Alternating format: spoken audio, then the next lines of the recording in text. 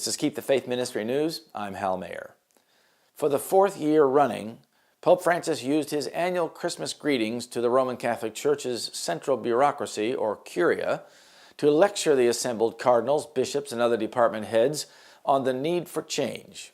Reforming Rome is like cleaning the Sphinx of Egypt with a toothbrush, he said, quoting a 19th century Belgian churchman. The phrase did not evoke much laughter when the Pope read it in the frescoed Clementina Hall of the Vatican's Apostolic Palace. Since his election as the first Latin American Pope in 2013, Francis has been trying to reform the Italian-dominated Curia to bring the Church's hierarchy closer to its members, to enact financial reforms, and guide it out of scandals that marked the pontificate of his predecessor, former Pope Benedict. He has encountered resistance, particularly as some departments have been closed, merged, or streamlined. Francis said some of the bureaucracy, the nerve center of the 1.2 billion member church, and whose members are entrusted with carrying out the Pope's decisions, were part of cliques and plots. Francis called this unbalanced and degenerate, and a cancer that leads to a self-referential attitude. He spoke of those traitors of trust who had been entrusted with carrying out reforms but let themselves be corrupted by ambition and vainglory. When they are quietly let go, he said, they erroneously declare themselves to be martyrs of the system instead of reciting a mea culpa, which is Latin for my fault. But Francis did not cite any specific examples. Last June, the Vatican's first Auditor General resigned suddenly.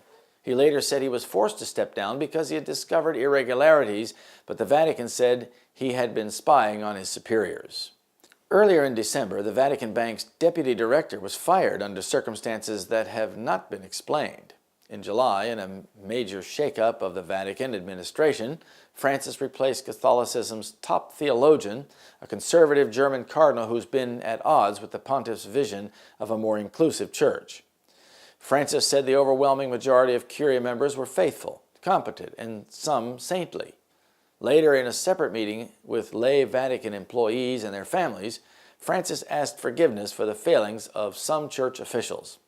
He spoke hours before the funeral of Cardinal Bernard Law, the ex-Archbishop of Boston, who resigned in disgrace after covering up years of sexual abuse of children by priests, and whose name became a byword for scandal in the Catholic Church.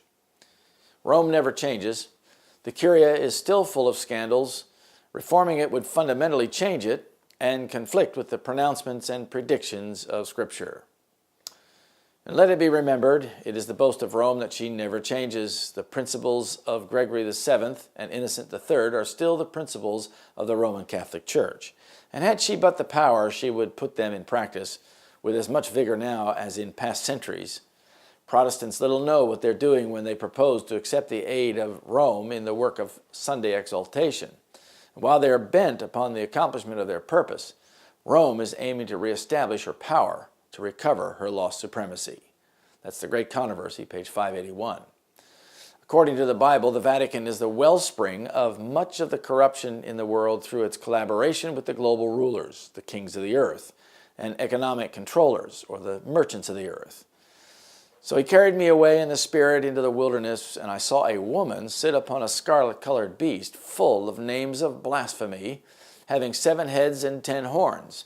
And the woman was arrayed in purple and scarlet color, and decked with gold and precious stones and pearls, having a golden cup in her hand, full of abominations and filthiness of her fornication.